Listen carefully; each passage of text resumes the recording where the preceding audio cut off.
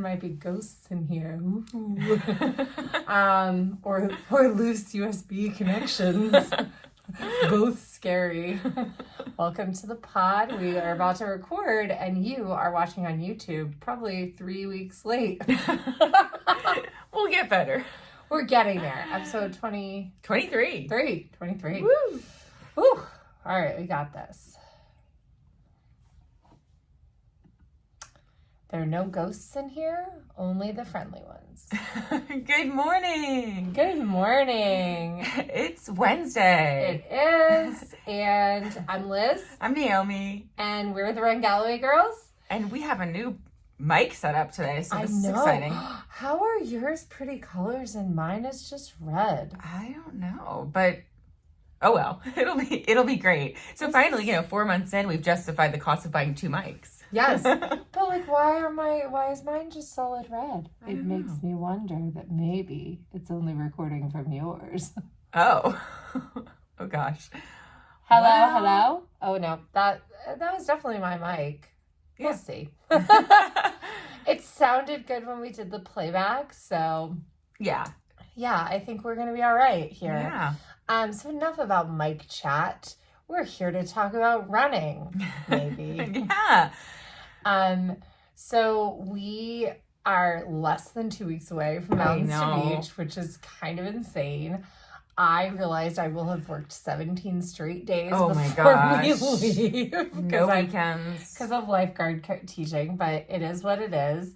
But we're excited to talk about low aerobic base and why we were concerned about having a low aerobic shortage and what that all means for your running, for your life, and just kind of for everything. But also we should talk about some other stuff too. Yeah, for sure.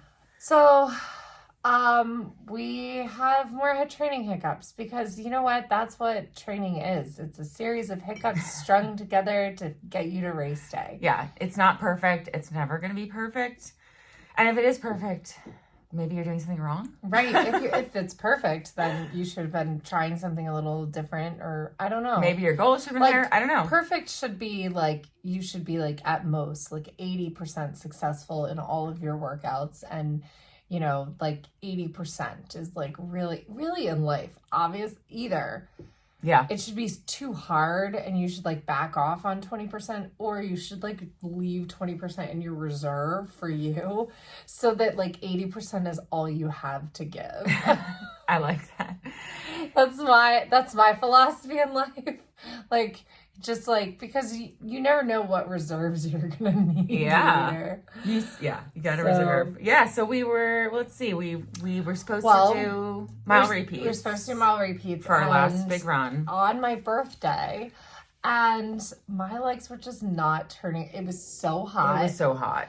And we burned way too hot at the beginning that I was toast after 2 miles. And I might have been able to push through for, another maybe 6 total repeats, but we just didn't. We kind of just went into some straight running and it was fine. But I was actually sore after that too. I am still sore. Okay. And so, I literally said. It was the trail running. So then we decided to go run on a trail. Where there was shade. That was the reasoning behind it, was that it was shaded. It was not because all of a sudden we decided we're going to in super shoes. On a wet day. The Vaporflies. I had on Vaporflies. And I had on the Endorphin Elites. And it was muddy. They were a little slick. A little slick on the bottom. Yeah. So that was fun. But it actually really was fun, and I would like to run trails sometime soon because it was super fun. And when I say trails, I mean paved. Oh my gosh, I'm gonna not paved, but not paved, gravel, flat, or packed dirt or packed mud. I guess we don't have. Trails. I like to run packed paths. Not trails. I like paths. No, it did have a lot of undulation. We did that, so we ended up getting a good amount of elevation gain and loss, which was kind of cool. It was really good. So it gave us a little workout that was still, we had done a pretty big workout the weekend before. And so I feel like that was kind of taking the place of our last big workout anyway. And then, you know, so I wasn't too concerned about what we did. We had done a workout the week before that too. Yes. Yeah. So I wasn't too concerned that if we didn't end up doing a workout, I think we're still marathon ready. Mm-hmm. Although, yeah, at 10 days out, I am scared because, yeah, like I have hamstring pain now and I have other pains I didn't have earlier in the season.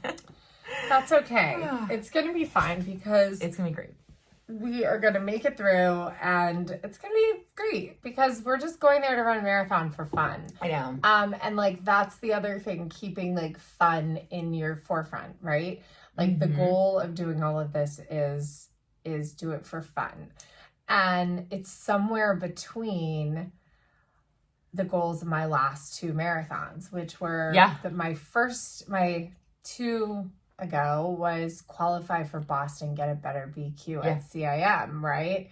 Like run the best I can run on that day. Right. Putting it all out there. Not that you still never want to go to 100%. Oh, that's just not me. Because that's not you, but putting it all out there in terms of what I answered my phone in the middle of the race. Did you really? Mm-hmm. That's awesome. Yeah. I answered my phone. I said, hey, well, I would love to recap this meeting right now, but I'm at mile 17 of a marathon where I'm going to get a new BQ. I love it. And yeah, it was from Garrett. He had just had a meeting with the board at Common Ground. Yeah. So, oh my gosh. You know, and just a little bit later. Yeah, you took over as director. That's right. But yeah, so there's you know a difference between putting it all out there versus each of our last marathons was Boston. It was like show up. It was not it was to finish. Yeah, and not for time. So I regret a little bit. I would not change how I ran my Boston Marathon, but I regret it a little bit, right? So I ran with Marcy, and it was so fun and so great to run with her, but it felt like it took my Boston experience away. Yeah. I do wish I kind of run the best marathon I could have run that day, which I think was about 4:10. So, I mean, because you were doing it, you know, you were setting completely aside anything for yourself in that moment. Like, you were just like, you know, and the problem was that we ran such long intervals at such like a slow, like we were at pace at times to do a 4:15, 4:10, but then there were other times that it just like Marcy's run speed couldn't keep up. Right. You guys were doing like 2:30 or something, but which at like 10-minute pace is a very like 9:45, 9:50. Yeah. And then there were some that, because there are lots of hills in Boston. Right. But I'm also very, like, that's something else that you should, like, learn about yourself. Are you good on hills? Mm-hmm. And Naomi is good on ups. And I'm good on ups. Really, really good on ups. And you're good. You tolerate downs fairly well. I am fantastic on downhills. Right. I always think that I'm not good at ups. But I'm so good on downs that I can walk most ups and beat the person that I'm running with down the hill because I'm so good on downs. Yeah. It's about like letting gravity take over and not worrying about but it's also about control. It's control. A quad dominant. So downhill running is quad dominant. And I've always had really good quads because of my past training as like, you know, a figure skater and then springboard diving. And those are those fast twitch muscles. But the issue is those guys, they wear out real fast. Wear quick. So you have to train your slow twitch muscles, which are your hamstrings. And once you start training them, they start to go, why are you training me? I'm tired. That's why my hamstrings get tired all season. Yeah, exactly. They're like, what are these small steps that you make me run? Yeah, that's what happened with our big workout a week and a half ago. My quads were dead, and then my hamstrings are now sore because I had to like take over with hamstring running. But I am excited that we have enough time to recover. Yes, we have 10 days. I'm just going to take it chill. I'm going to cut back. No more doubles. I decided after last night's little tiny 20-minute on the bike, I was like, I was too tired to even do it. And I was like, why did I do this? Yeah. But I'm so excited to try to go do a downhill marathon. You know what you can double with? You can double with a dog walk with Julian. And I did that too. Yeah. And that should have been my double because I walked 25 minutes, around the neighborhood with the dog and Julian. Why don't you tell the podcast how Julian took me on like the longest walk ever? Oh my gosh.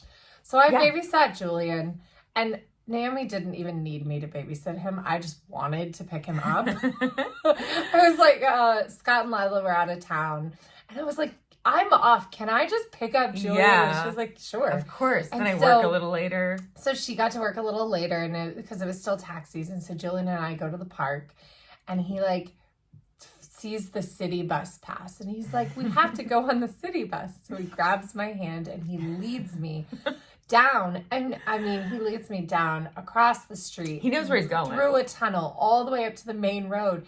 And I'm like, where are we going? He was holding my hand the entire time. It was like a mile and a half. Yeah. He was going to find the city bus stop because he wanted to take the city bus. And he like freaking knows where the bus stops are. Like that's crazy. This kid can internalize and memorize things that I'm just like, where do you come up with that? It's the cutest ever. I have promised him that we will take the city bus somewhere. And what I think we should do is we should just take it from your house to Town Center to have dinner. Yeah. Like that would be like, he would die. So we need to get the one that has the big advertisement on it. It's like a bank, but it has a dog on it. Oh. So when he sees it, he goes, it's the dog bus. And so we need to get that one. If we can get him a dog bus, he'd be so happy. Oh, Brian and I have a little joke about how Penny, the dog, likes to go shopping. She goes to the mall. We're like, where's the dog? Oh, she's at the mall. Like, she's just up in her bed. But that's our joke. And I said it on the phone to Brian. I was like, oh, did Penny go to the mall again? And I had a kindergartner in my back seat. And she goes, the mall? Your dog goes to the mall. How'd she get there? Did she take the city bus? Does she wear a sign on her neck that says, I'm Penny. What's your name? I'm going to the mall. And so now Emma, this 5-year-old, is like all in on the joke that Penny takes the city bus places. That's so cute. So walking is again, we talked about it before, and family walks. That is that can be part of your training. And this all comes back to doubles and low aerobic base and why do you need it? So low aerobic base is going to just improve your aerobic ability at the higher levels. So think of it as like a foundation of a house. And so think about the times that you've gotten into training and you're like, yeah, I'm starting this training plan. So jazzed. And you start off like a bullet out of a gun. You're like, I got track Tuesdays, got tempo Thursdays. Yeah. I got my long runs. By the beginning of week 2, you can barely walk, right? Or your workout's supposed to be 45 minutes and by 30 minutes in, you're exhausted and can't finish it. Your foundation isn't solid. And so fitness and being an athlete isn't about getting out there and doing the hard work intensely some of the times. I mean, it is, but it's about doing the easy work consistently all of the time. And so a low aerobic base really builds your ability to build fitness later. Yeah. And your long-term fitness and your cardiac output and all of that. So, and it prevents injuries. So like the big thing is that it's not going to impact your body the way when you want more, right? Let's say you've been training for a while and you've been consistent and you've been very good about, 80% of your running is easy in that zone 2, zone 3. So that's high aerobic, right?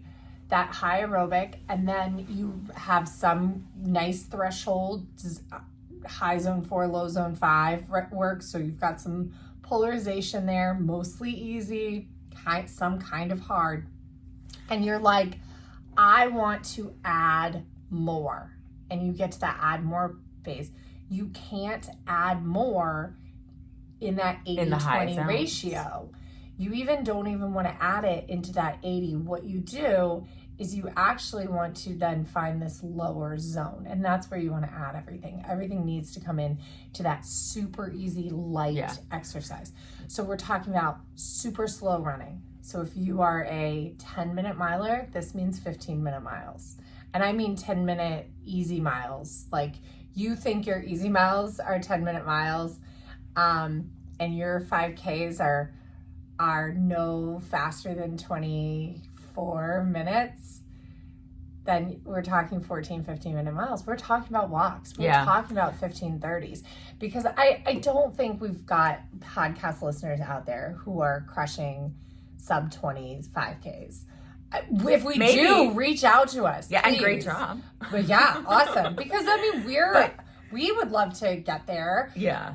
But we're talking to like kind of that to our average, recreational runners. And we think sub 25-minute 5Ks is hard and awesome and beast. So and that's like all we're at right now. So I mean, awesome. we think sub 35Ks. Oh, hell yeah. If your goal is to get sub 30, that's amazing. If your goal is to get sub 35, that's incredible. Like, Yeah, so let's back it up real quick and just, I know we've talked about it before, but what are the 5 zones? What is this 5-zone model? So it comes back to your heart rate. We're looking at a max heart rate, which you can test that out and figure out what your max is, or you can go based on like the approximate age numbers. And this is different from where we have our heart rate set. We have our heart rate set using our lactate threshold. Which we've actually, looked at. Well, we had David Roach. David Roach help us with that. Look at actual numbers. Now, if you have a Garmin watch, it's going to be set on a max heart rate based on these zones percentages.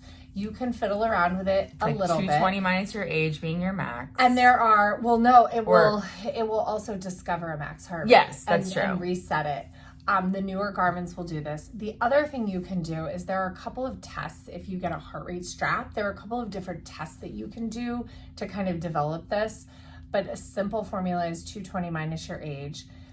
And that is fairly close. I mean, for me, I do go above 180, but 40-year-old women, 180, that's about my max. And so that's pretty close for most people. But if you're someone who has seen 180 in a workout. If you're Liz. And there are some of us out there who have seen outliers 180 in a workout and it doesn't feel hard. And sometimes you've seen 199. Yeah. Just make a guess. I used to just guess that mine was 203. Right. That was my guess that my max heart rate was 203.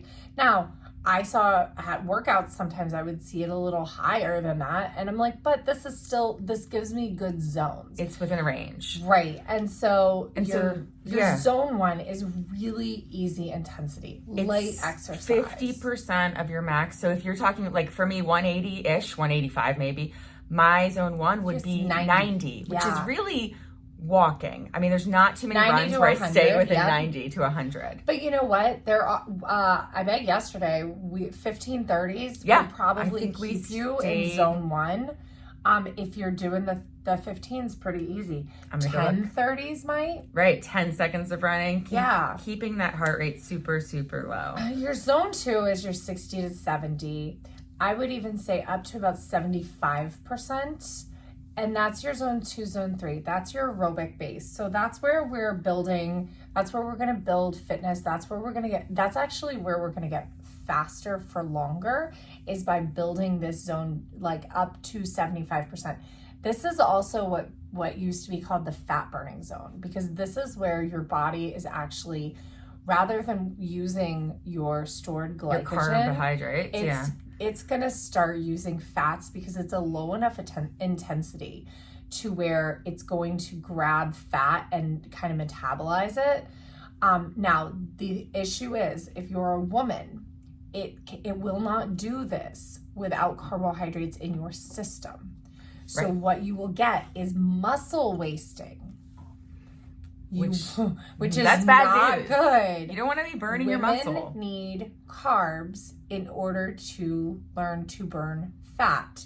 It seems ridiculous, but that's how the body works. Men's bodies are dumb. To a point. They still have a tipping point. They have a tipping point, but it's an hour. It's an hour. It's an hour in. Women's is no joke. If you're running 10 minutes. for 10 Yeah. If you're going to run for more than 10 minutes, you need a cookie with you. You need carbs before you need to have eaten something. Yeah. So even yesterday, my average was 121 on that easy 12-17 average pace. Look, you had heart rate drift. And I got up to 142, and that is zone 2. Yeah. Actually, it's starting to creep into zone 3. Yeah. So even our 12, 17, 15, 30 easy run is still zone 2. So for me, really, to get back to zone 1, I need to either be really slow on the bike, walking the dog with the toddler. So they say your zone 2 would be 60 to 70% and your zone 3 would be 70 to 80%. We're kind of telling you. Oh, and we're reading, by the way, we're just looking at an article that just came out in Women's Running, and it's, of course, one of our favorites, Jason Fitzgerald.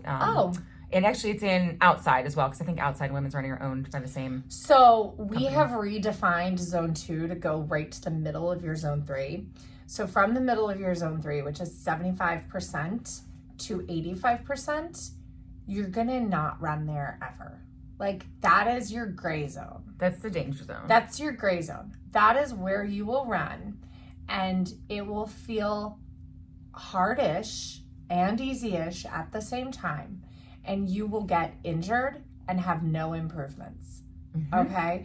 That is kind of like, actually, Naomi used to run out the door and run all of her miles at like 8:16s. Well, no, even like before that, let's say before we started running, I'd be running at 9 to 9:30 pace. I was just thinking when you would like run with Maggie and them, I felt like no, it was like really 9 to 9:30, and like that was also my race pace. Yeah, right. Like I was all the miles, 8:45 to 9:30, all the miles, all the same, right? And very little improvement. It wasn't until she started running faster and adding walk breaks that she started getting faster. Polarizing both like within the runs themselves as well as the runs throughout the week, where I had very specific. I have more now zone 1 and zone 2 that I didn't used to have. Yeah. So I was really in that zone 3 all the time.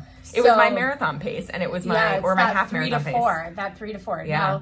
Now, so we've kind of said top of zone 3, bottom of zone 4, we're not really using. We just throw that away. Your top of your zone 4 into your zone 5, that's where the magic happens. That's your threshold pace, and that is that's your anaerobic. You get into anaerobic. And so your threshold pace, that's really what you can hold for like max an hour. Now, here's the cool thing about run walk.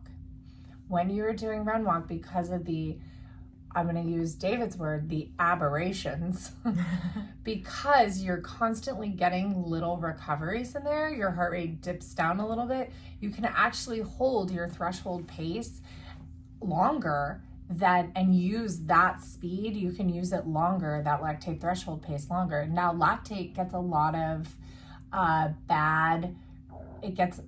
there's my belly talking. That's crazy. I wonder if he'll be able to hear it. It was like, it gets a lot of like, oh, that's what causes the muscles to get tired and cramp and this and that.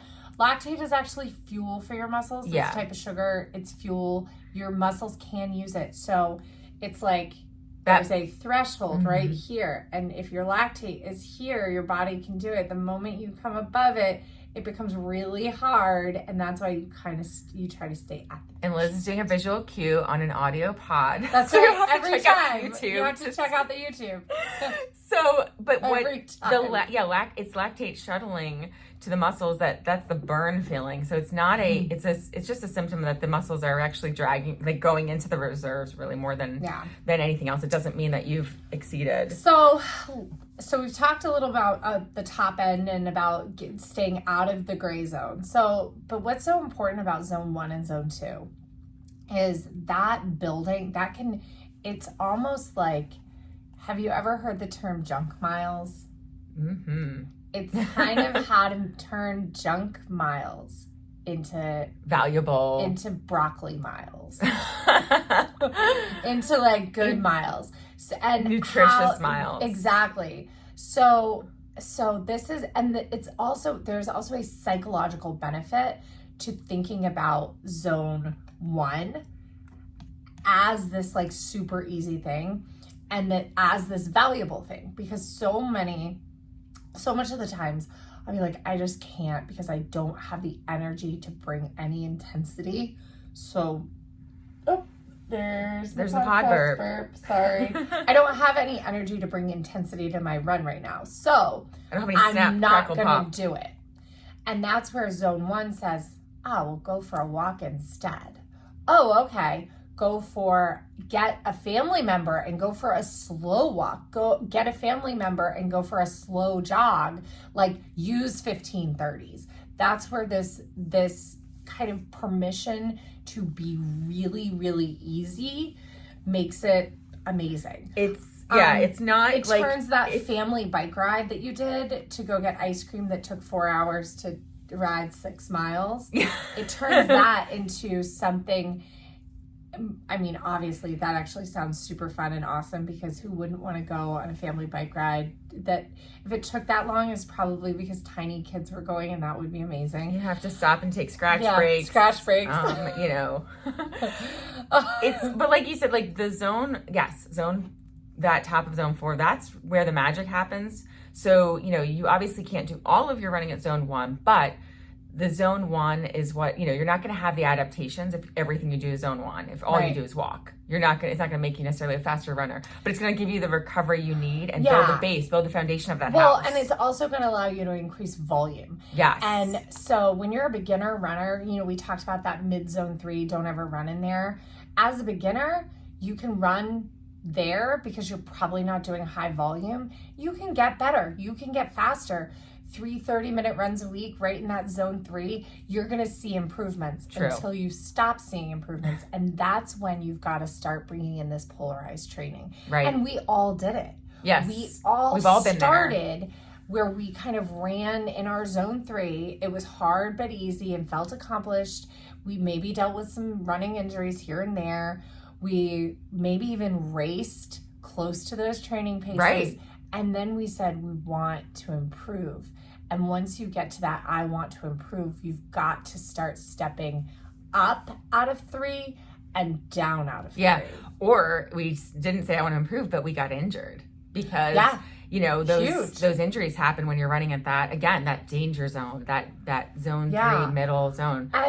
And without knowing it, when I first started running and started training for marathons, I found a group and built like kind of a group of girls, and I would run on the weekdays by myself, probably in my zone 3, maybe unknowingly doing some threshold work. Sure. But on the weekends, I was running with girls who like were 2:30 half marathoners, and I had already broken 2, and I would just do run walk with them. So without knowing it, I was doing this low aerobic base for my long runs. So based on like my percentages, I was doing this like massive polarized training to where like I would post the pictures of the group runs with my Nike with the 11 and 12 minute miles. And then when I broke 4 hours in the marathon, I had messages from people who had run marathons. How in the world did you do that? Like, I have been running faster than you all season. Like, I ran a 4:30. What is going on? And I'm like, well, I do Galloway. Yeah, it's the magic. I totally forgot where I was going to go, but danger zone, gray zone. Oh, that we just talked about that. Yeah. So, I mean, really, you know, working in lots of low aerobic. Oh yeah, I was going to say, so when we talk about, my watch tells me I have a low aerobic shortage. So if you have a Garmin, one of the, you know, probably all of them now have the training status, and they have 3 different areas that they want you to work on. And so it's your low aerobic, your aerobic, and anaerobic. And then your anaerobic. And so we, you know, a lot of times we'll find out that we have a shortage in one of those areas, and it's usually in the low aerobic. And so they're low aerobic, and high aerobic, I guess, but which is anaerobic. Yeah. So we usually have a shortage in our low aerobic. The orange is high aerobic. Yeah, and so we usually have a shortage in our low aerobic or base. High or the anaerobic. Unless we're really when we do our long slow. Yes, we don't. That's what we've been kind of ditching recently. Right, and that's why we're in that shortage. We've been ditching our 15:30s. It's because we did workouts every weekend. Yeah, we've got a lot of aerobic, which is really, you know, marathon pace. But kind of where we are in our training makes sense. We have the base. We're not going to we were kind of on a catch-up schedule to of catch up into some fitness to get to this marathon. And we're at that peak point, or that last point, like now we're hitting to taper, but it's that last point of the season where you are going to be kind of, But had we done our heavy loaded at had this we point. done our 29 correctly, we would not have a low aerobic shortage. That's true. So it'll be fine.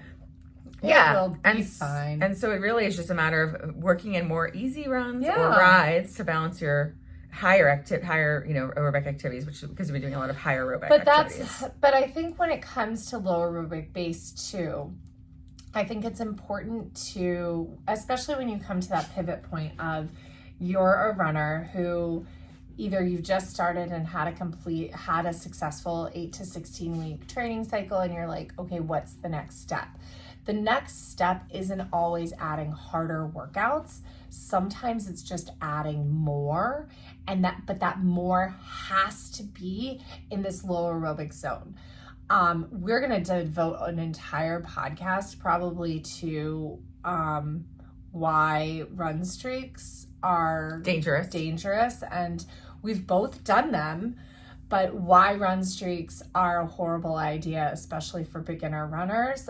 When you do run streaks, you essentially risk, especially if you don't understand this training theory, right? You're going to go out and you're going to say, oh, it's only 3 to 5 miles. It's only 30 minutes to an hour. And you're going to run in that zone 3. And zone 3, stress fracture.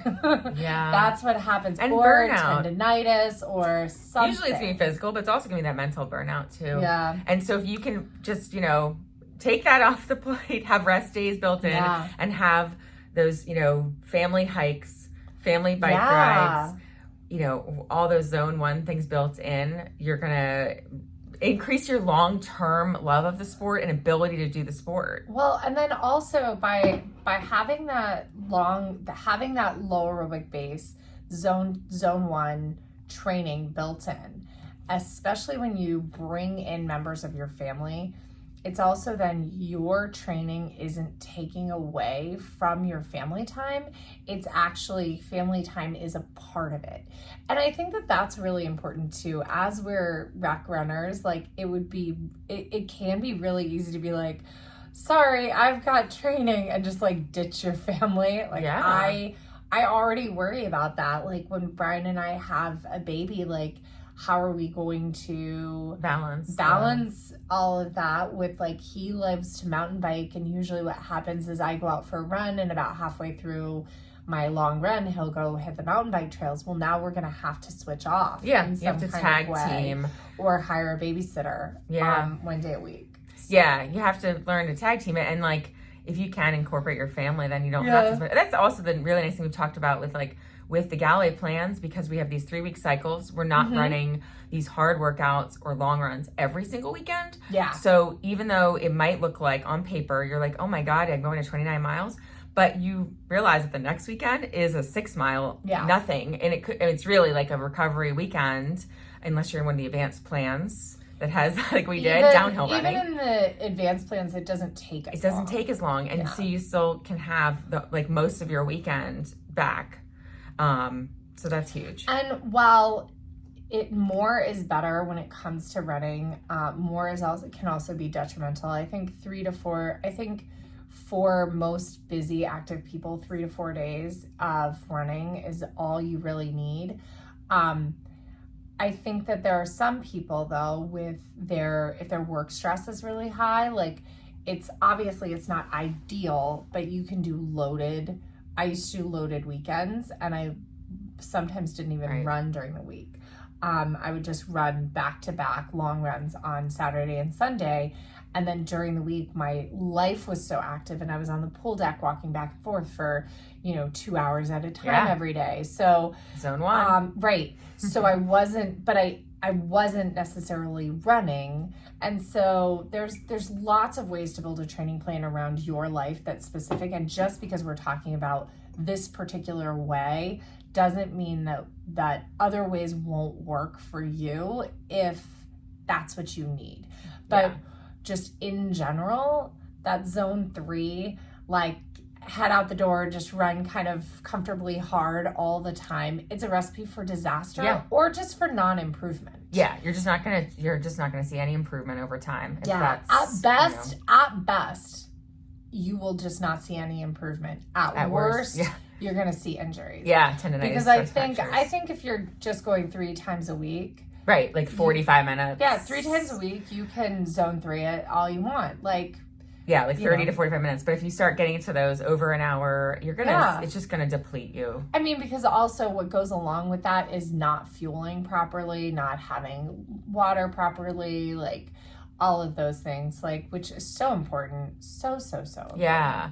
So that answers one of our listener questions this week, which was from Ian. And thanks for reaching out. Yeah. So we have another listener question. This one's from Carly. And she said, how do y'all know what, I'm going to say y'all, because that's what she said. How do y'all know what pace to do for the run intervals to hit your end goal pace?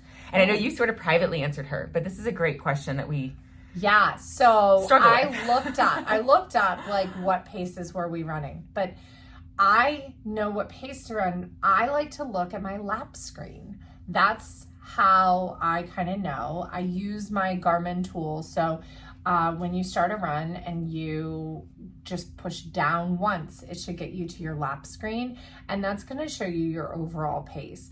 But I also answered, this was specifically for us. Remember, we run faster, about 60 to 70% faster than Galloway estimates people should run for intervals. So like what we can do for a 60-30 is actually even fast for a 2 and 30. So that's just like kind of important to know on this. That our specific paces may not be your specific paces. For the first round, when we were doing 10-minute, we were doing about 10. We were right around 10 for the 30-30s? No. Or the 15-30s? The 15-30s, we were right at 11 flat 10-50s. We were supposed to be in the 11s, and we ended up like closer to 11. Yeah. We had a run speed around 8-minute miles, 7:45, 8. Then for 30-30s, when we were right in the low 10s, we had a run speed around 7:30.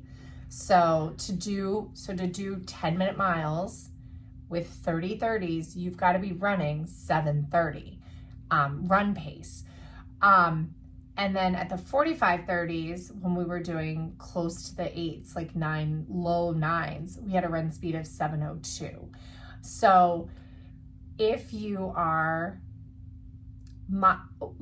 here's something I think all runners are capable of and should practice, is short, depending on where you're at and what your magic mile is, practicing running about 8:30 pace for as long as you can do it. That could be 10, 15, 20, 30 seconds. No more than 30 seconds. You don't need to practice longer if you can't get it.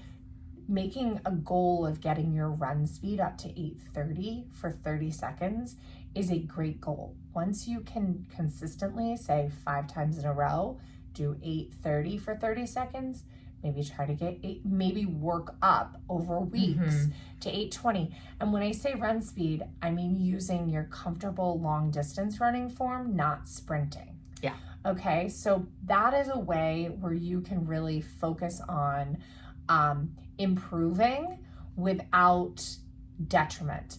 And that comes back to, we talked about strides and how to get faster by doing in just 3 minutes, by using 6 30-second strides with 2 minutes of recovery.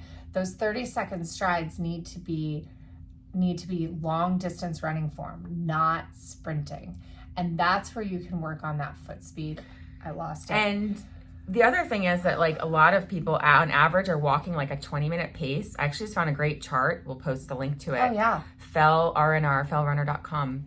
So he uses, or she uses 20 minutes as the walking pace, and then gives us our run paces, or the expected run paces to meet a goal. So if your goal is a 4:30 marathon, that's a 10:17, because he's 10:18 to 4:30, 10:17 average pace. Your run pace is going to be about an 8:37 for 2 minutes and 30 seconds. Then you're going to walk, this is walking 60 seconds. But in any case, you're going to be running in those like higher 8s. As you get closer to a 4-hour marathon, you're probably running around 8-minute pace. Yeah. And so these are the wrong intervals, but that's okay. So just divide them. So this is 2 and 30. At 2 and 30 with a 7:30 pace. This is 7:30 run pace would get you a 3:45 marathon. And so that's kind of where, we've demonstrated we're usually in that 7:15, 7:20. So we, have the capability, if we could run longer, to get down to a 3:25, 3:30. No, this is just what that's the run pace, though. Yeah. But that's 4 minutes of running versus 2. Well, but then when we did, so this is talking about our workout that we did, that we already talked about. We talked about last week. Yeah. So the second round, 5-minute block. The second round, when we did 15:30s and we're under 10-minute miles, we ran 7:10. When we did 30:30s and we were 8-minute miles, 8:40 somethings, we were running 6:45. And then the 45:30s where we ran again 6:40-ish, we ran a 6:27 pace. And that's, that's I mean, that's a very fast run pace. That's essentially to get us to a 3:05, which is what I used to be training for. So that makes sense. Right. Yeah. So, and actually that's something that, my run speed did, when I took that time off, it did slow down. For a long time, I was really like 7:50, 7:45, 7:50 was really where I was comfortable running. It's only been recently that my top speeds have come back. But I think that it's really, really focusing on trying to get, and that's about right. Really seeing if you can get for 30 seconds, get a nice, comfortable using long distance running form, an 8:30 run pace. And then you could even try to do that for up to a minute. Even if your intervals are never going to be 1 and 30, do it like a workout. Practicing, can I do the 8:30 pace for 1 minute? And then can I do an 8:15 pace for 30 seconds at a time? Then, and make sure you're taking you're recovering completely between these. Think of this as like a strides, a little mini speed session. And by working on your long distance running form, improving to faster speeds, you're going to work at an overall efficiency, and you're going to work at getting faster over time. And the other side of the coin is the walk component. So if your walk speed increases as you get stronger and as you incorporate zone 1 walks, some old lady fast walking, you'll, that will naturally pick up your entire speed for if you're finding that you run those 30 seconds you're striving for that 8:20, and then you're having to walk like a 25-minute pace because you're so zapped, then you need to work on maybe slowing that run just a touch, just so that your walk can also speed up. But this is, when I'm talking about running that fast, I'm talking about it just as a workout in itself. Take 2 to 3 minutes. It's like a 10 to 20 minute workout, not all of your running at that But pace. I think you will find that when you incorporate 6 30-second strides into your runs, even into all of them, but even just once a week, I think you're going to find that you will be faster in your running speed, and your running economy is going to improve. True. Because I think that's where a lot of people get stuck in those 14-minute miles, and they're like, how do I get out of them? And it's like, well, you have to work your way out of them. More is not always better. So sometimes if you're stuck and you're going slow and you've been doing a marathon and you're not really improving, maybe it's time to take a season and drop back and work on the 5K. Yeah. We're taking a season and dropping back. We are still signed up for the Marine Corps Marathon. That's going to be a nice completion marathon for us. Yeah. But for the most part, I mean, I think if I race anything, I'm going to race the Army 10 miler this year. Yeah. I think our goals will be to work on the short. We'll be able to jump into 5Ks on weekends and maybe race Army 10. Yeah. Which would be so fun to have our goal be a 10 miler. I mean, Because I think I could even run the Army 10 if we do succeed and get pregnant in the summer. And so because there's also, it's like, there's very different ways you can run it. You can just, just complete it and then wear my tiny little camo skirt. Yes, I'm so excited. I know, they're so cute. So, yeah. And if your goal is to break 5 hours in the marathon, you're probably going to need to run around like a 9:26 pace for your run speed. And that's using a 60-30 You know what? That's using a 60-30. But this is with a 20-minute walk. I personally have found most people walk between 15 and 17 minutes per mile. But if you're working on your walk speed, you're going to find different things work. You're going to find different ways to do it. It's even saying that at a 5:15 you can use an 8:36 run speed. So these 8:30s might not be so far away if you're doing them for short times. But just practicing getting your long distance running form at faster speeds, it's going to help you overall as a runner, and it's going to help with that polarized training too. Yeah, that was the difference between a 30-30 versus a 60-30. That's why too. So if you're, that's sort of our little goal too, is to get so fast that our 30-30 marathon would be a fast finish, just like a good finish time, a very reputable time. Yeah. Because if we can get our run speed faster and our walk speed faster, it gets and there. that's so Mountains to Beach. We have kind of thrown out we're throwing in the trash away the idea that we're going to break 4 hours, maybe even that we're going to even break 4:10. Our goal going into Mountains to Beach now is we're going to run a great race, and we're going to have a lot of fun the whole time. We are going to run the second half faster than the first half. So putting that goal out there. Woohoo! Second half faster than the first half. And we would really like to, I would say I'd really like to be sub 4:10. That would be amazing. 4:09. Get in there. Because I ran a 4:09 in my third marathon. And so I was like, that would be a really good thing. And I think 4:09, that beats your Steamtown. It's actually top 5. Oh. If we go under 4:10. All right, perfect. I think it's top 5. I have a 3:46, a 3:50, a 4:04, and a 4:04, and a 3:47. So it would be the 6th. The 6th. But if we could, really, there is a chance that we could beat 4:04 too. Then it'd be top 5. But I think top 4. I think 4:10 is really like where we're at, and we can go out and we can really get it. It's possible, because it is definitely possible that we get to the halfway point and we start cooking, and like it could be pretty good. It is a downhill course, so we have that on our side. Like it's a faster course, so I think whatever goal we put out there, it's a couple minutes. But then faster than if we were somewhere else. And then our like contingency plans. Our B goal is then to beat 4:23, so that we beat Naomi's first couple marathons. And then the C goal would be to beat my Boston, which beats my first and my Boston, which are the same time. And then it's beat New York. 4:32, 4:31, and we're beat 4:47, which beat New York. We should be able to do that.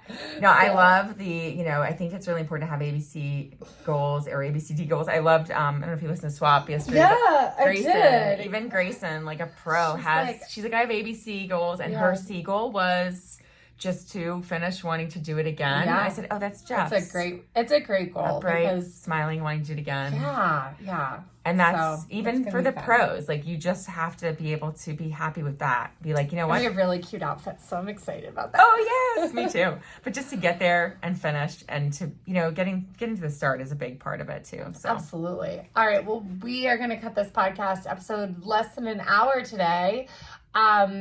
Don't forget, you can support the podcast by going to rungallowaygirls.com/shop. You can shop Beauty Counter there, beautycounter.com/rungallowaygirls. Right now, we are on the hunt for members. There's amazing membership benefits. Basically, you get rewards back for every purchase. Membership costs you $19 a year, but when you make a $100 purchase with it, you get a $68 product. So basically, it's paying you to be a member. It's amazing. You also get special access to sales and just our appreciation and love. Oh, and free shipping on orders over 100, which is amazing. And the coolest thing, so Beauty Counter ships all over the United States and Canada, yet they offset the carbon footprint of all of that shipping, all of it. I love it. Which is amazing, like, because they're a benefit corporation, they're a B Corp, and they score like a 98, which is like incredibly, it's out of 100. It's amazing. So, their offices are in Santa Monica too. Maybe we should go stop by. I know. We kind of need to. Or another trip. Yeah. And then, we have a lot of cute merch right now. We're going to add some more cute shirts and sweatshirts on our site. But, oh my God, I love our merch that we have up. So, check it out. Yeah. And also, Orgain, our favorite protein, which I'm taking like 2 a day right now. Yeah, get that protein. Protein loading. If you use Coach Liz 30 is the code. Yep. And it's a great discount and it helps us out. So and it's also the best protein. It's delicious. It's so good. It's so good. All right. Well, we are going to sign off for today, and we will have multiple episodes coming at you soon, because I think I have 3 recording sessions scheduled when we're in California. Yay! But you're going to hear from us at least one more time before we leave. So send us your questions, and we hope that this explanation on low aerobic base and why it matters is helpful for you. Yeah. Thanks, guys. All right. Bye. Bye. Yay.